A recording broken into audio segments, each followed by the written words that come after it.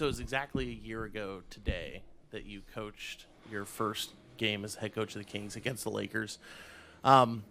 Is there any type of full circle moment being back here, coaching another game, everything that the team and you've gone through over the last year? Nah, every time I come to LA, it's the hallway, it's all that stuff. I don't really like coaching. It's a lot of memories here, but it really ain't that. So it's the Lakers, it's the Kings. It's a lot of fun. Yeah. Doug, there were a lot of blowouts early in the year, and it feels like these last 5 games you've had a lot more competitive battles. How much, I guess, do you feel the same way, like there's almost on the verge of turning a corner, playing more to that identity like we've talked about a bit before, and do you push towards, hey, you've only won 2 games in a row, one other occasion this year, and trying to build momentum of a streak here? No, there's a standard to how we're going to play. There's a physicality, there's a defensive side of the basketball before we even get to the offensive side. So, with the injuries and all the different things that have transpired, it's no excuses. It's just a fact. But the standard is what we're looking for and what we're searching for. So when you look out there, first and foremost, there's a standard to playing Kings basketball. And I think since the Portland game, this is as close as we've come to that standard. It's still not 100% there, but I give all the kudos to the guys because they continue to fight, they continue to play, and when you play to that standard, it's fun, that's for sure, and they look like they're having some fun and joy in what they're doing. Doug, what happened in the hallways? You wild, bro. To your point, and to Brennan's question, the last 5 games, number 1 in steals, number 4 in blocks, number 6 in rebounding. Really, I think backs up kind of what you're saying. Like, can you just elaborate more on what you're seeing and from who that's making such a difference? I mean, I think the 2 bigs have done a really good job. I mean, protecting the paint for any team that you watch or that you play for. Good defensive teams usually have an anchor behind them.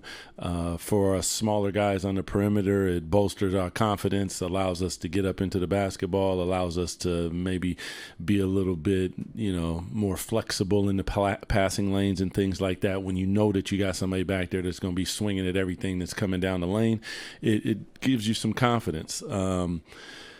I've said before, when the team shoots the basketball, if you can't rebound the basketball, guess what? You're still on defense, and that is demoralizing a lot of the time. So I think what you're seeing is a better shell, a better competitive spirit, a better ability to protect the paint, and definitely a better ability to rebound the basketball. When you put all those things together, defensively, you start to make strides, and that's the biggest stride that I've seen. Last game, I think we had 59 potential assists. 50 is the number.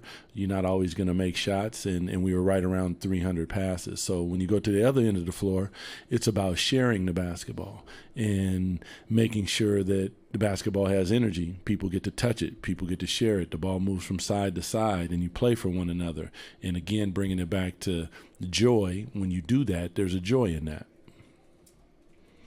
Facing this Lakers team, obviously, LeBron back, Luka back, kind of main keys for you tonight in terms of kind of how you continue what you're saying in terms of the competitive spirit? Yeah, they're just a problem, period. Those guys are 2 of the greatest players that we've seen. You're going to see a lot of pick and rolls, so trying to show them different coverages and different things is huge because, for lack of a better, their processor is at such a high level that there's really nothing that they've seen before. It's just trying to make sure that we make them make plays, and then when they make those plays, we are ready to compete at a high level, whether that's a closeout, whether that's a rotation, whether that shot goes up and we're boxing people out. Those are the plays that you have to win. Hey, Doug, over here. You guys were able to win. Demar was in single digits. What have you seen from him embracing whatever roles needed to win and those around him playing with him as well? Man, I speak about a lot of people, but, I love Demar on and off the court, man. He is just he's a warrior. Whatever you ask of him, he's for someone who's accomplished all the different things that he's accomplished in our league, like he goes out in the game and, people think, oh, well, he wants to ISO this, that, but really he's processing the game. What am I going to do? How are they covering me earlier? How am I going to figure that out on the back end in the fourth quarter? Then when it comes to closing the game, we get in that position. He's about as good as in this league as shot making and all of that you get. So, and that's just the offensive end. What I see out there is him giving an effort on the defensive end that he's not the weak link.